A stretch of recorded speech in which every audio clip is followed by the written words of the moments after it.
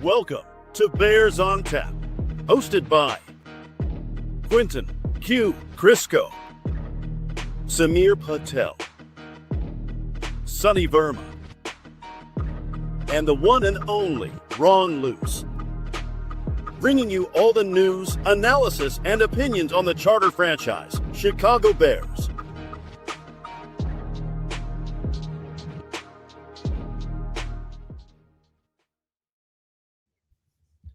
Welcome in to another episode of Bears on Tap.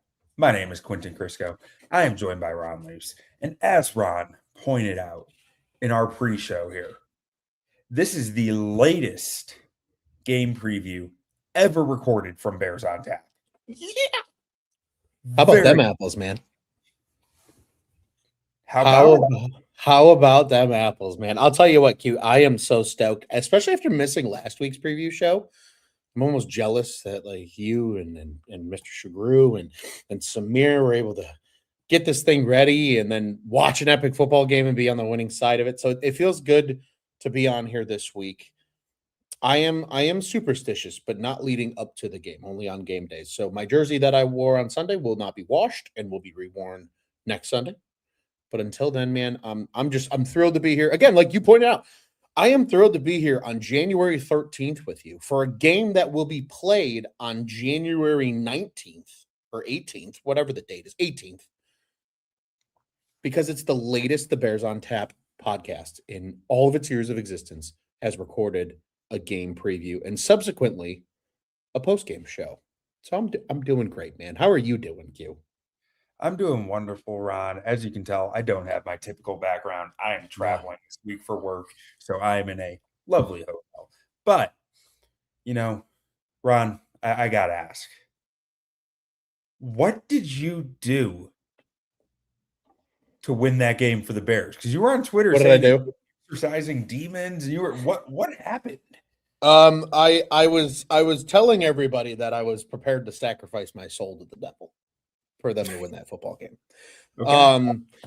I'll tell you what, it was a lot of confidence, I think, too, is where it stemmed from, because like I said, the exorcism of demons. So the tweet was, honey bears, black cats, doesn't matter. We're exorcising demons.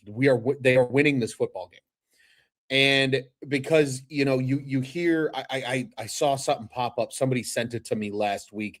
It was an interview from years ago of the Honey Bears from the 80s. And they talked about how like the Bears, their contract expired after the 85 season and they just let him go. And it's like, you know, you've heard the curse of the Honey Bears. And, you know, Chicago sports fans are used to curses, man. I've heard the goat. I've heard the black cat. I've heard the Honey Bears. I've heard it all. And we were exercising demons because the Bears needed to win that football game. Huh? Is there a curse of Michael Jordan? There might be. There legitimately might be. I mean, he didn't exactly leave on good terms with Reinsdorf. That's what I'm saying. So I'm telling you, man, I think every team in this city has had to break their curses, right? You had the Blackhawks breaking just the unlucky streak of, at the time, it was 61 years since they had won a title in 2010 to take home their first Stanley Cup, and then look what happened. You know, the Chicago Cubs breaking the 108-year curse, right? And this was the laundry list, right? The Billy Goat curse, the Black Cat of 69 curse, you know, Bartman curse, whatever, all of them exorcised, gone. The next one was the Bears. And we kind of talked about it a little bit, Q, I think, you know, in the post-game show, I think even just leading up to that game. And then I think just in general as like a Bears on Tap group, whether it was on or off camera. It would feel sweeter for this team to continue this run having to beat the Packers. And I think that's what, at the end of the day, makes it satisfying, because now you are no longer the bully that you've been for the last 20 years. This is a competitive rivalry again. And I'm telling you, man, it was an exorcism of demons. There was tequila getting poured on the floor. We were making the circle. No blood sacrifices. Didn't get that extreme. But nonetheless, man, I'm telling you, I was literally walking around amongst the group of people I was with from the beginning of that football game when it was 21-3, saying we're going to win that football game. And this man here in the comments can testify because he was there when it was happening. Good, better, best, indeed. I kept walking around. They're going to win this game. And everybody's like, no, there's no way. I'm like, they're going to win this football game. You can't convince me otherwise. I'm exercising demons. I may or may not have just sold my soul to George Hallis's ghost. Like, a lot of things happened in the course of that game, and it clearly worked. So we might be doing it again this Sunday, Q. It's a hell of a thing. And see, there's my backup. There's my backup. It clearly worked, Ron. And I have a theory I want to run by you, and I want to pull up my phone because I feel like I put this pretty eloquently or clearly in a group chat the other day, but like I'm not sure if I could recreate that just so easily. But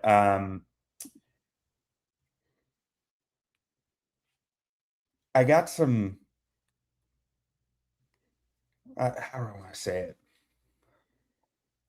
I got some like feedback that there's a belief that Ben Johnson's like constantly trying to set stuff up, right? Like, and that really just dug into that concept right now. And when I saw something about that, like on the timeline, I was like, okay, that kind of confirms what I've been kind of suspecting. Because by the time that Packers game was done, I got a night's sleep and was thinking through it. I was like, I think they're borderline sacrificing the first half to get the looks they want in the second half. Yeah. Because I think they know they don't have the defensive talent to play a full game. They're like, but we can play a half. We can scheme this bitch up for a half and get everything to hit just right, hopefully. Because like the defense doesn't have the talent. Like Kyler Gordon does not have his speed right now. Jalen Johnson certainly doesn't have his speed right now. The injuries have mounted on that secondary. The injuries are mounting in other places too. And I think Dennis Allen is using that same kind of strategy where he's like,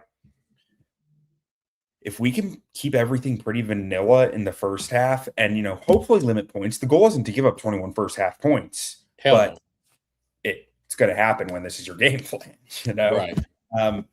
But if we can play everything vanilla and not give them any tendencies to kind of like go on or any good feel for the second half, we can really pounce in the second half on things that they've already shown us. And meanwhile, if the offense can play a ball control style and kill a lot of clock that keeps our defenders fresh, then we really have a chance in the second half to just really hurt them. What does that mean, though? That costs you explosives, right? True. They are not explosive in the first half right now on offense. I think that's a big part of the reason behind it. And the way I worded this, I was like, I've either gone full whack job conspiracy theory or there's something to this because I'm fully bought in. Like, yeah, the defense only has so many bullets at their disposal. So save them for the second half, use the first half to set up tendencies, and keep some legs fresh. And that's why we see the explosives in the second half too, because we are seeing the offense that sets stuff up in the first half while being more conservative in ball control. Because Ben Johnson's a sicko. It's like, well, we're not just going to be conservative. Like we're gonna tee this stuff up for some dingers, right? Like, and I feel like that's what we're seeing. But do you feel that way? I absolutely do feel that way, and here's why. Q. This is a great example. Your thinking was too hard or way too hard. I don't think you are thinking too hard, Q. Here's why. Somebody eloquently pointed this out on socials after this game. Have you seen the all-22 view of the DJ Moore touchdown at the end of the game? Yes. Do you recognize that play? Mm-hmm. First half, they had a very similar concept. It was like a 10-yard screen to Burton. It's not even just that, Q. Think about it. They think even further back this season. When the Bears played the Washington Commanders, that was the Luke McCaffrey touchdown play, where they had the tackle over, running out, to sell screen, Okay. and it was the screen and go behind it, and Yeah. Luke McCaffrey was wide open on the Bears.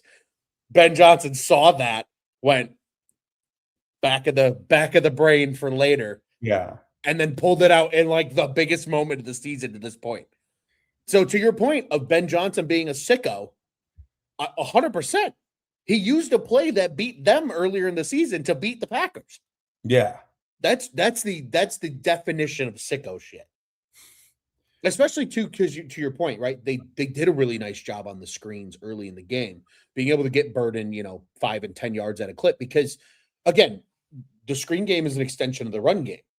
So that's something that now the Packers have to respect. And we know the Packers love to run that cover 4 shell. They want to keep everything in front of them. So when you force them to get hyper aggressive and come downhill, because we talked about it the last time these two teams played about how, the Packers are so strong downhill. We talked about it with Bobby Peters, right? How these guys, they come so hard downhill. They're so quick. And then you beat them at their own game with a play that beat you 3 months ago for a touchdown. I'm right there with you, Q. The sicko shit's there.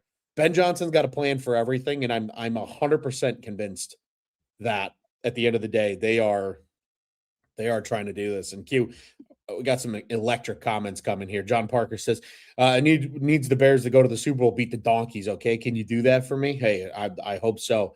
Amy Small here said, plus Rams don't play well on grass, and the Bears being at home certainly helps. And our good friend Seth in the comments. I'm all jacked up on Mountain Dew. He needs this game right now. National Dweebs are saying the Rams by 50. Time to show them what's up. And I tend to agree with Amy here. The Rams are not scoring 50 points. And if they do, the Bears are scoring 51. Seth's been pessimistic all season, Q, but he's a believer now.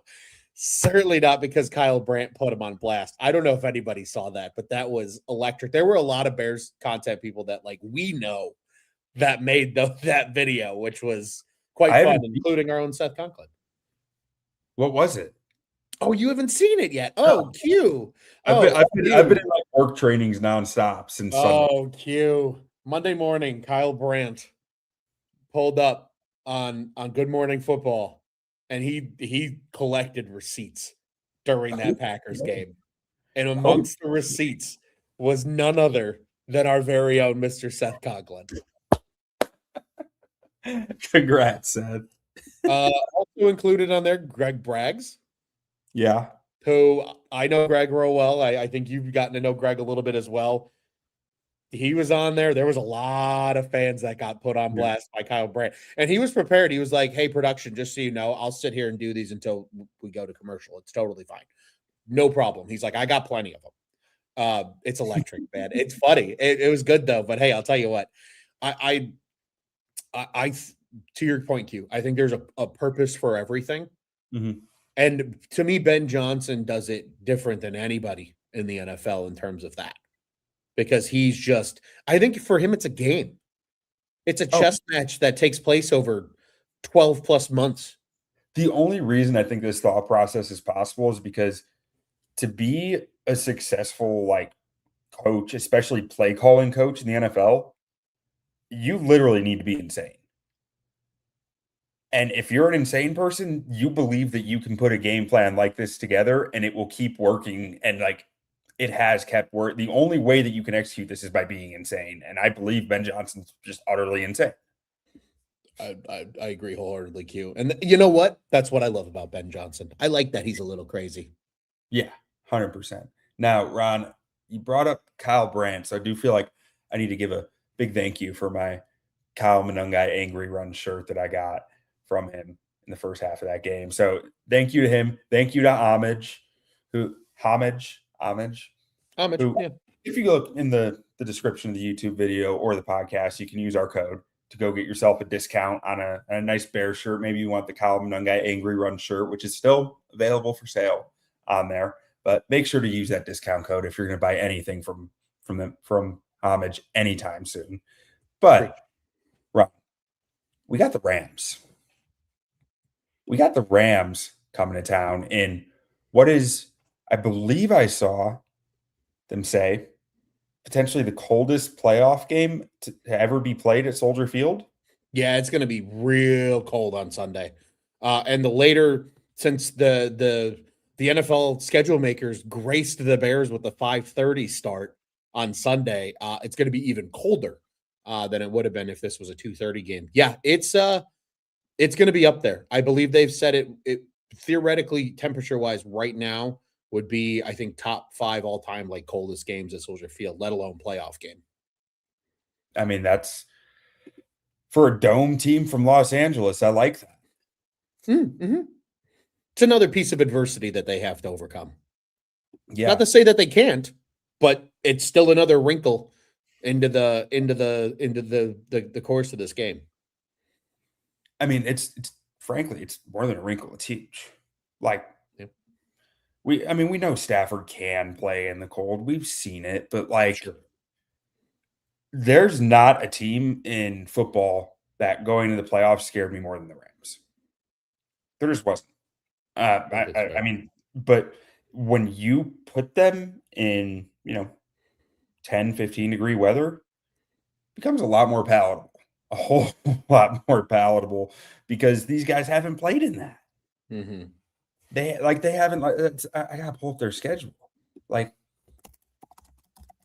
this is not something that, I mean, even how many cold games has Pookie even played in his career? You know, He probably can't be hasn't that played many. hasn't played a lot of them since his BYU days. Yeah.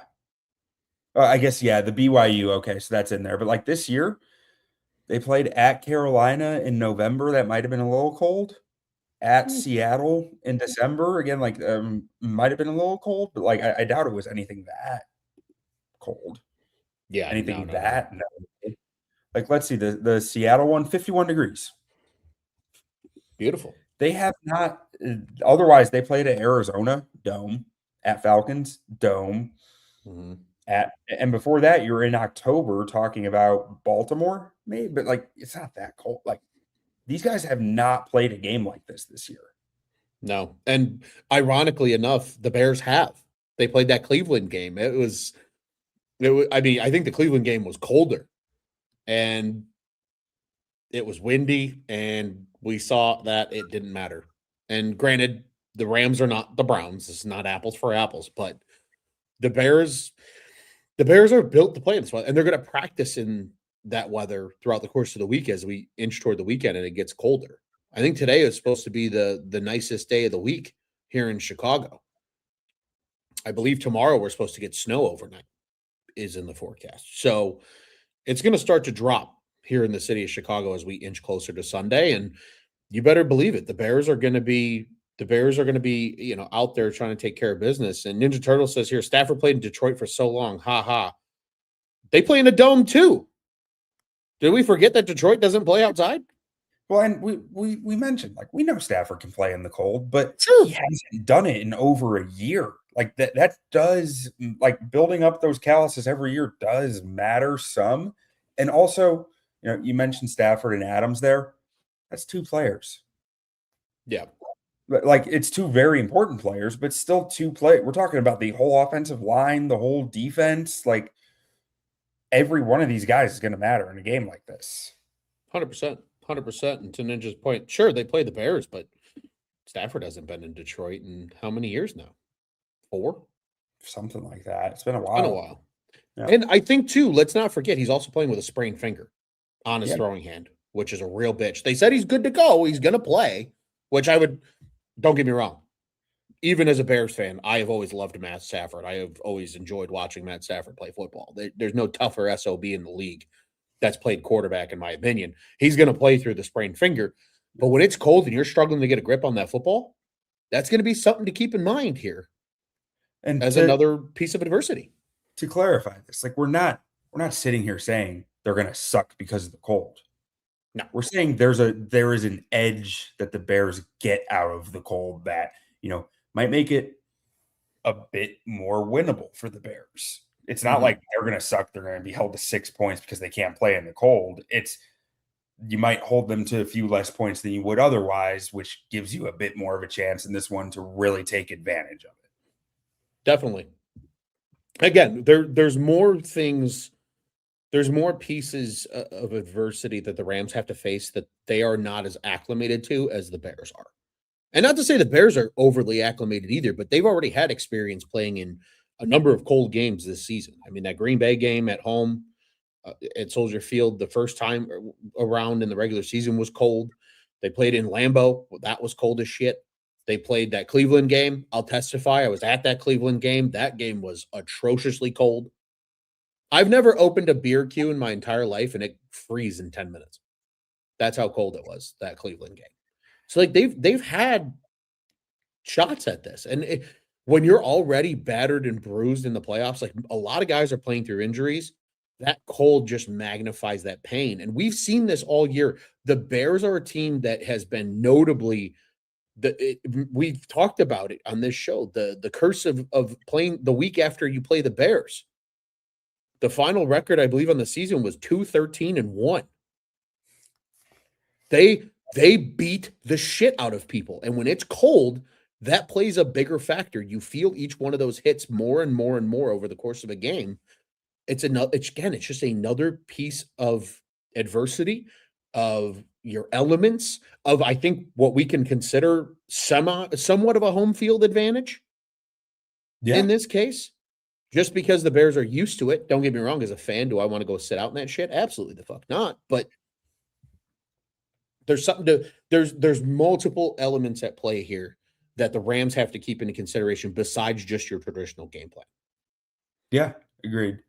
But Ron, what do you say we get to our first segment here? Let's do it. The baddest man.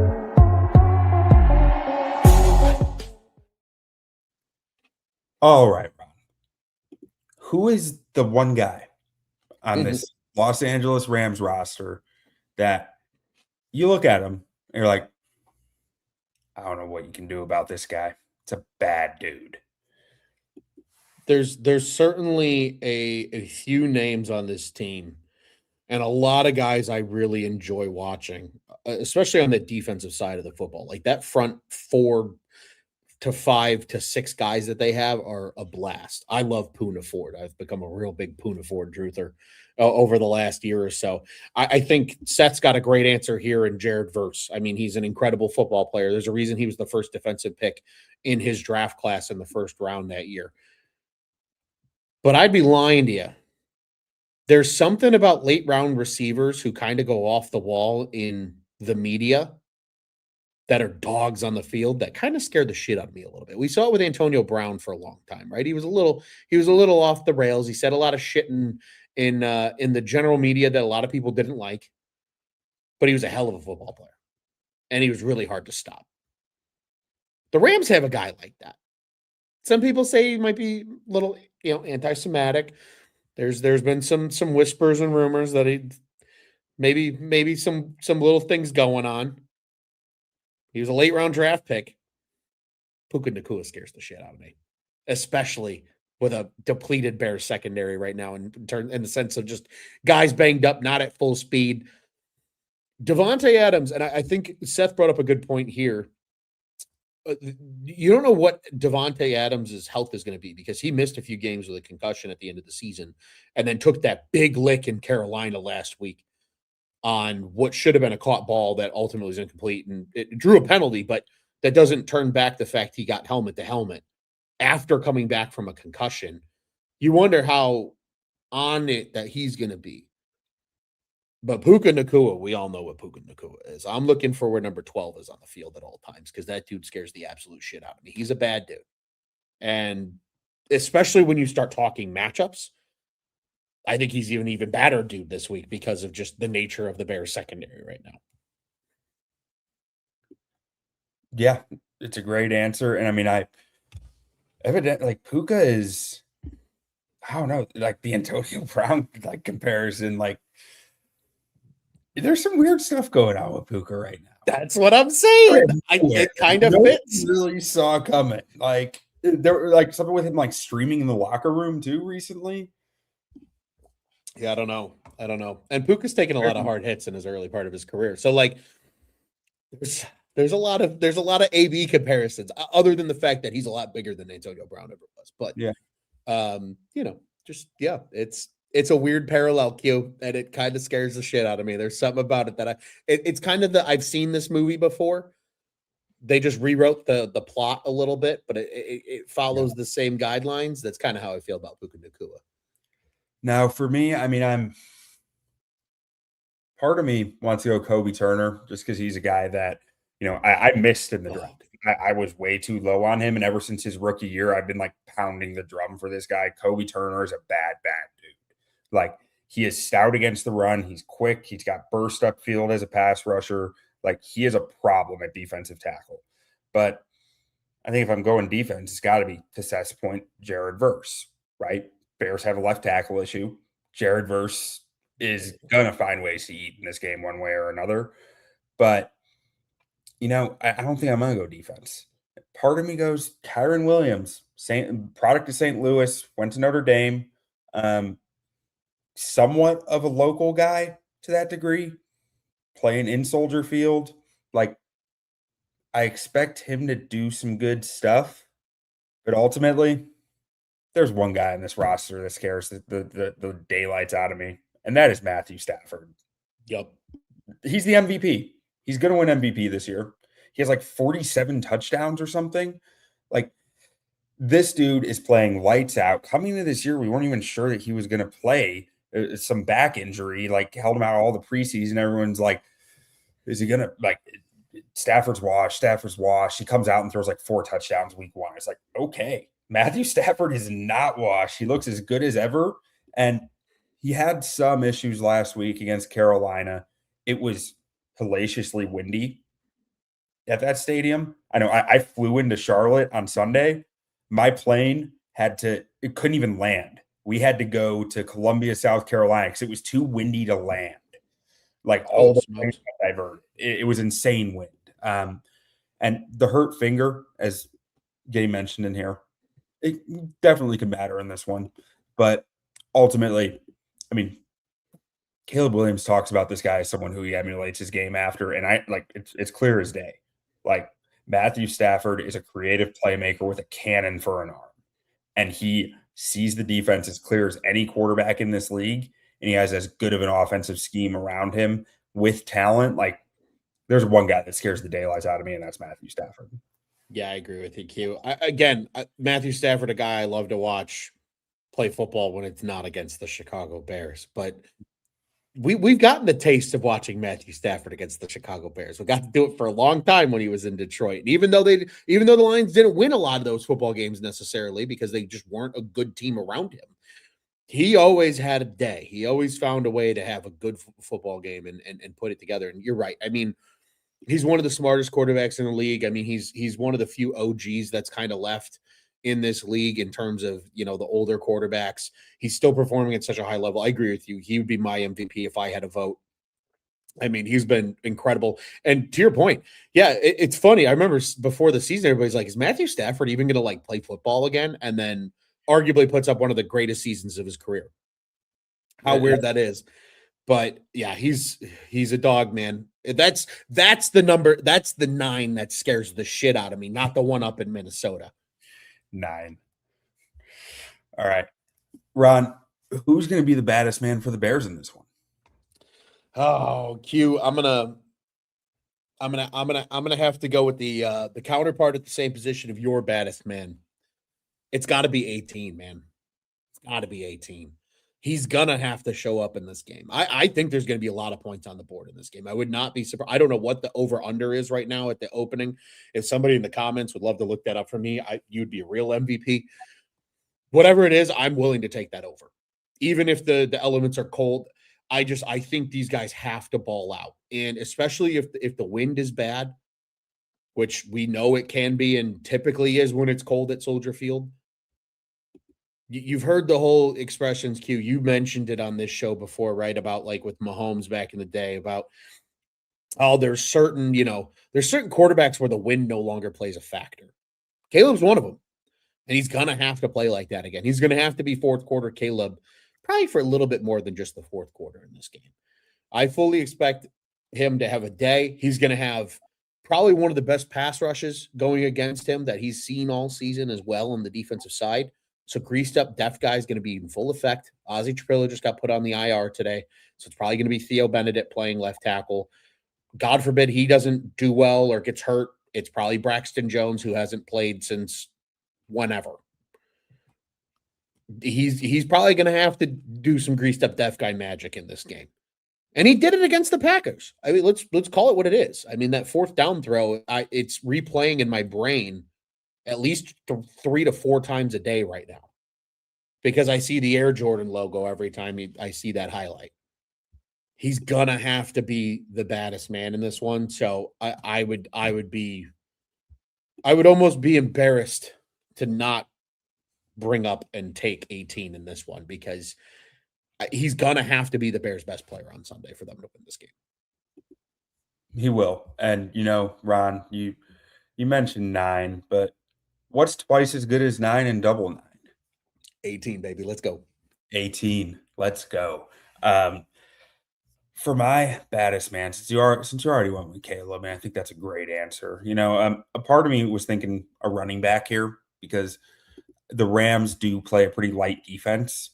So I think you can get a downhill run attack on this, or I could go run blocking with that as well, just the run blocking unit needing to be the baddest man here, because I do think they can be gettable on the ground. But ultimately, I mean, I'm looking at these offensive tackles. Alaric Jackson has some of the shortest arms at offensive tackle in the NFL. And Warren McClendon, I don't think he's a guy who I'm really talking very highly about. I'm not sure what the arm length is. I'm actually going to see what that comes in at, because I do think that matters here. Okay, so he has sufficient arm length, 34.5, but ultimately, I'm going to go with Austin Booker. I was going to go with Sweat, but McClendon Sweat's going to line up against the right tackle. He has good length, which that's why I was going to go with Sweat, because I was like, the length advantage is huge here. It's not anymore, but Austin Booker has really nice length. Austin Booker has been playing his ass off lately. And going against a Alaric Jackson, who has been good for the Rams, legitimately, he has been a solid offensive tackle. You know what?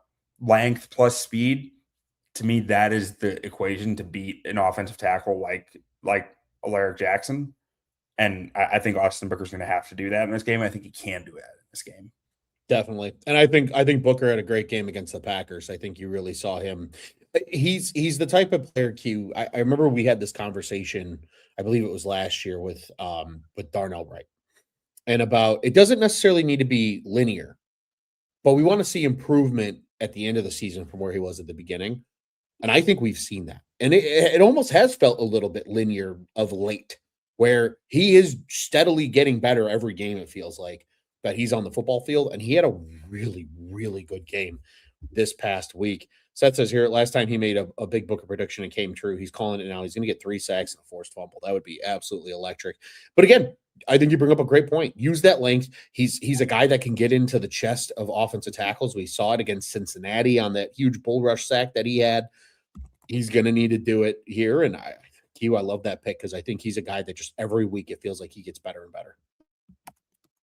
Yeah, I mean, he's starting to look like a problem for offensive tackles, even if it's not every single game, or all the time. It's he has spurts of reps where it's just holy shit, there's some goods in there. It doesn't mean that he's gonna be a star. Hopefully he will, but I'm starting to believe a little more in the Austin Booker potential the more and more I'm watching him this year, because his motor doesn't stop and he has so many physical traits that are just very nice to see. You can see why the Bears traded back into the draft to take him when they didn't have a 5th round pick that year. You can see why. Yeah. Now, Ron, let's get to our next segment here. The nicest man.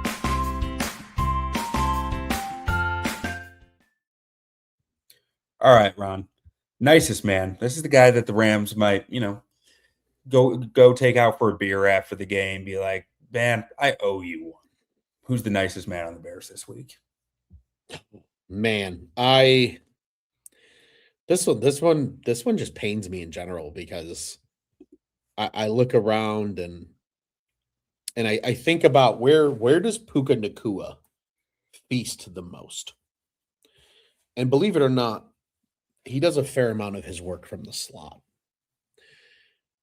You mentioned it earlier in the show. He's not 100% right now, although he's a huge upgrade to CJ Gardner Johnson, in my opinion, even though I think CJ GJ has been fantastic all year.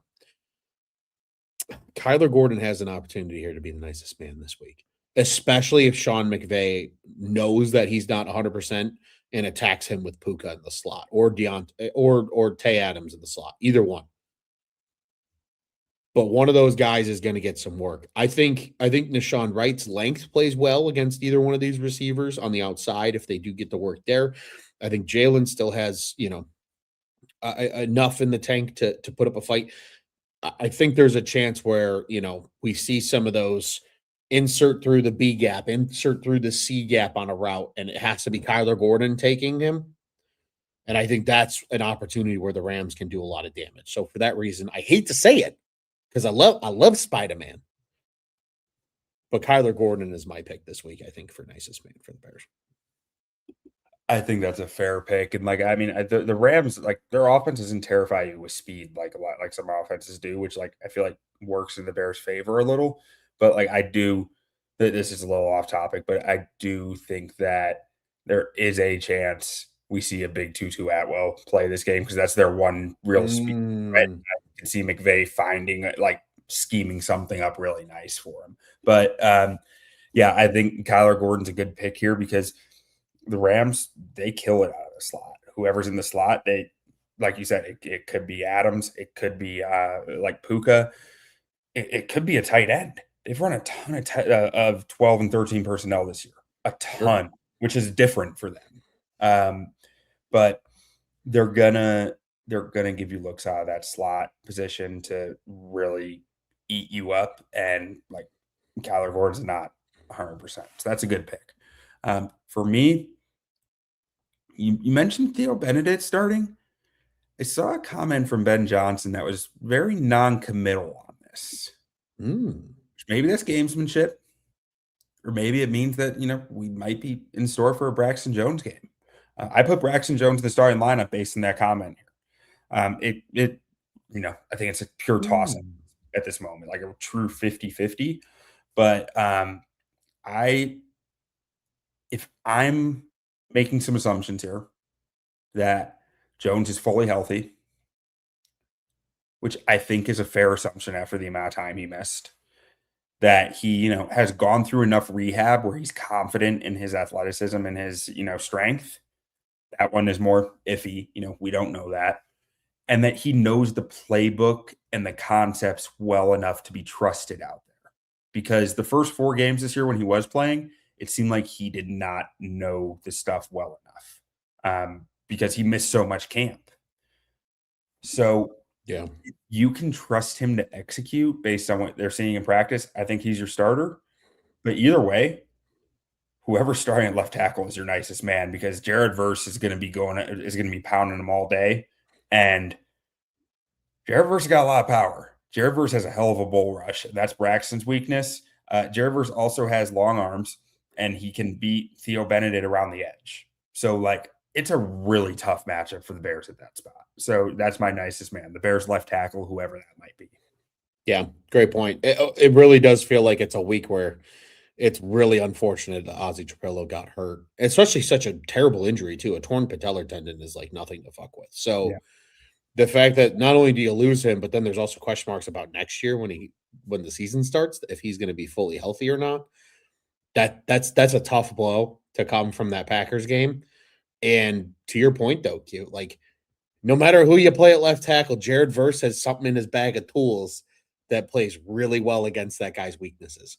Mm-hmm. And it's going to make for there's going to be a big magnifying glass over at the Luce household over here, keeping an eye on what's going on over at that left tackle spot over the course of the game.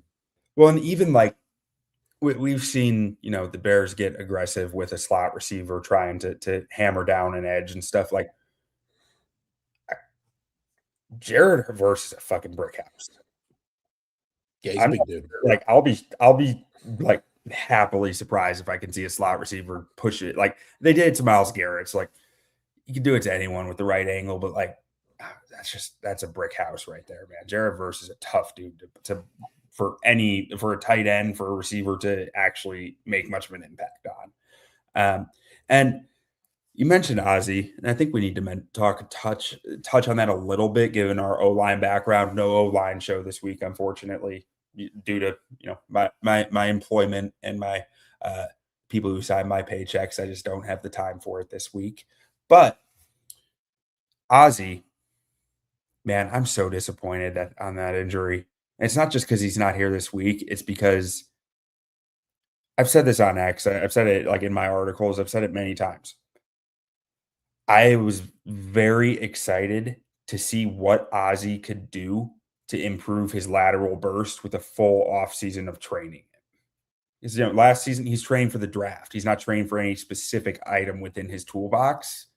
I thought if he dedicated his offseason to gaining more lateral bursts without losing mass or without losing much mass, it could be huge for his game and it could really go a long way. And now we won't see that. Even if he does return for week 1, we'll see the same thing that we've seen essentially from a physical standpoint.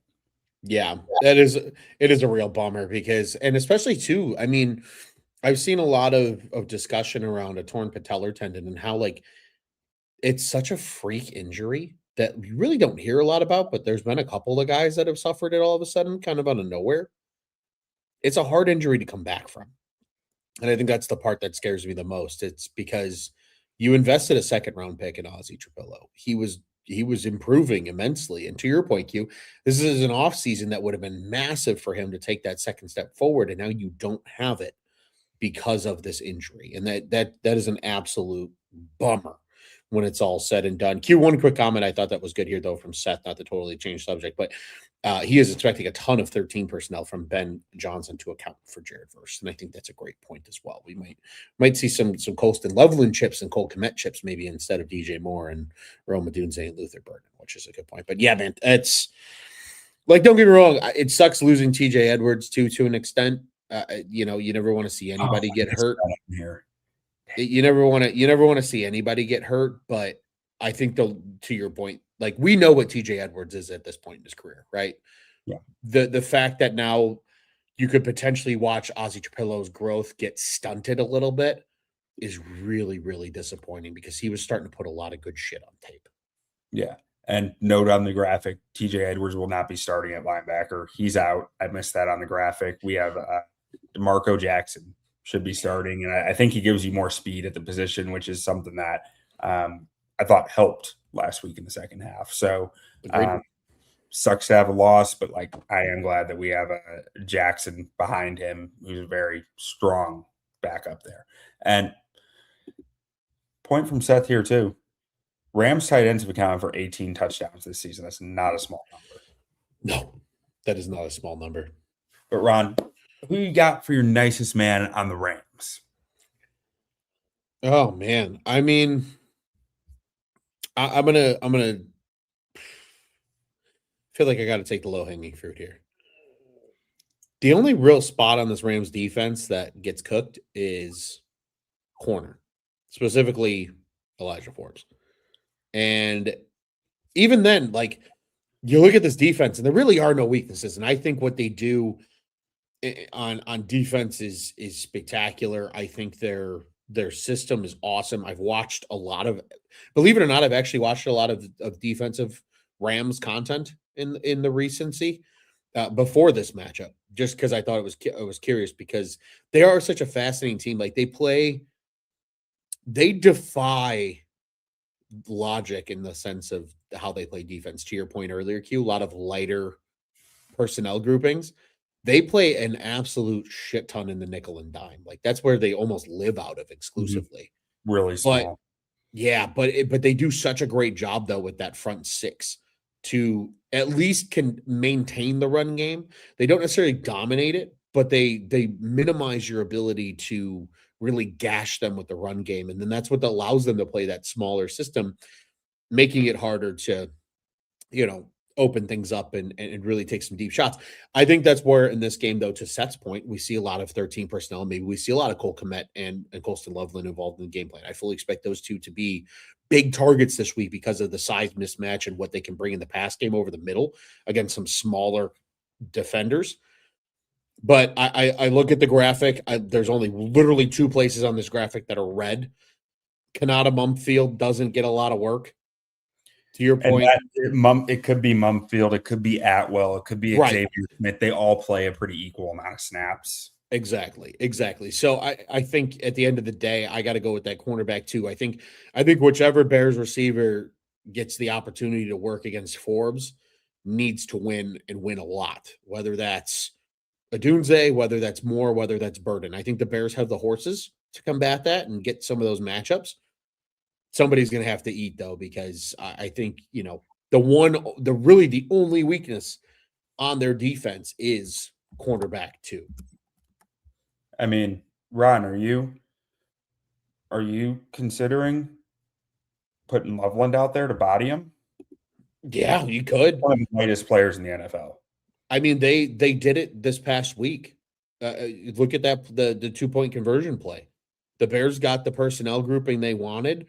You had an excellent matchup. Or as I don't know if you saw from Bussin' with the Boys, but Will Compton, Greg Olson, and Taylor Lewan talked about it. It was the milk on milk crime is what they called it. But that was a 1-on-1 that the Bears wanted to get, and they got it. I wouldn't be shocked again. Q, I'll be honest with you. I know we did our baddest men already, and we took Austin Booker and we took Caleb Williams. But if I had to pick a third guy to make up for the lack of a third co-host today, I think Colston Loveland's that dude, because to me, he's the biggest X factor wild card in this game for the Bears offensively. I think you have to match him up where you can against some of these smaller linebackers and DBs, because that's where you're going to get those matchups to try and win. Because like MJ50 said, like we just brought up, their defense is weird. They have one of the highest amounts of dime because of how good that front four is at all times. They can afford to play in a lot of dime packages and only have one linebacker sometimes on the field. And Landman's been great. So, I mean, they get their money's worth out of him. Literally, they just extended him right before the end of the season. But I think, to your point, Q, I think that's an excellent point that you bring up here of, maybe you do take some calculated risks and put Loveland out wide and say, we're just going to body you with size because we can. Yeah, I think that there's a real chance we see that happening here. Now, for my nicest man, Ron, I'm disappointed. I'm disappointed that our friend Scott from Iowa is not in the chat for this one. Oh, boy. Because I defended this guy a lot last year. And a lot of what I said was when he is flanked by 2 monsters like Steve Avila and Kevin Dotson, he looks a lot better. But when he's not, he looks like what the Bears got last year at center. This is Coleman Shelton I'm talking about, and I expect the Bears defensive tackles to have a pretty good idea on how to beat Coleman Shelton. They saw him in practice a lot last year. True. The Bears run a lot of stunts. If they can divert the help away from Coleman Shelton to create one-on-ones, they should take that opportunity over and over again. I think he has to be your nicest guy here. You have to find ways to create those one-on-ones against Coleman Shelton, against whether it be Billings, whether it be Dexter. I think Grady Jarrett is built extremely well to beat up Coleman Shelton. Whether it be Sweat on a stunt, I think there's a lot of ways to beat him. And I think that with the way that the Bears try to crush the pocket and use bull rushes often up the middle, I think they need to find ways to disrupt Matt Stafford up the middle there. And Coleman Shelton is the route to do that. Bears legend Coleman Shelton.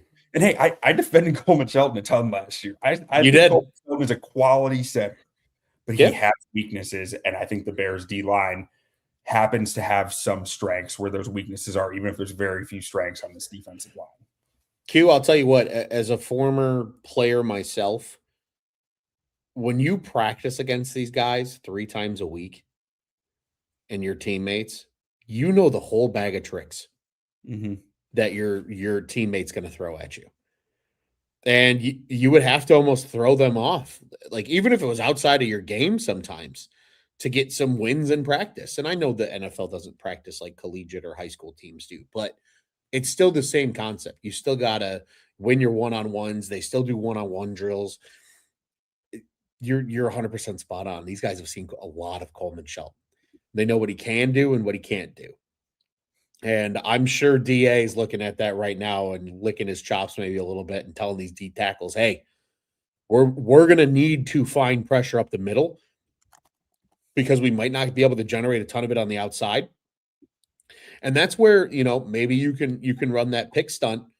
You take Shelton off his path, and maybe that's where a blitzing DeMarco Jackson can come into play too, or a blitzing Kyler Gordon, or whoever you decide to dial up and get cute with, a blitzing Jaquan Brisker, where those guys can potentially get in Matthew Stafford's face. Thankfully, Matthew Stafford is not the most mobile quarterback in the world. I think that's the one thing that maybe helps the Bears in this case.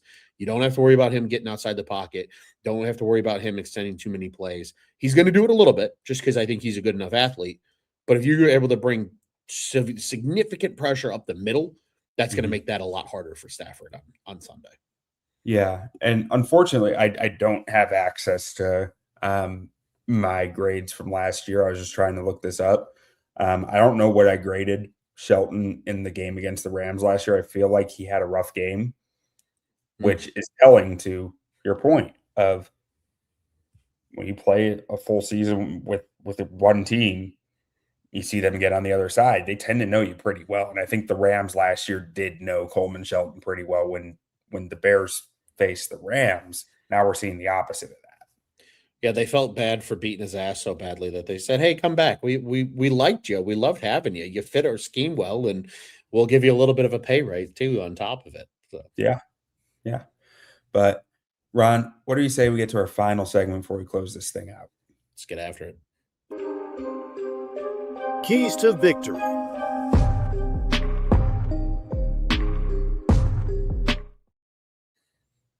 All right, Ron, what's the key to victory for the Bears in this game? Oh, man, it's going to be a weird one, and it's very situational. But for just my gut is telling me that this is going to be the case because we've seen it time and time again with this Bears team, especially late in the season against really good opponents. You got to have the ball last.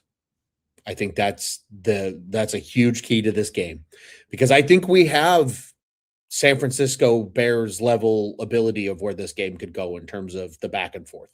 Don't get me wrong. The Rams have a great defense, but I firmly believe there's a chance, especially in the second half when these two sides adapt and adjust and really try to take it to each other. I think whoever has the ball last is going to win this football game. So for me, I think the Bears need to have the football last.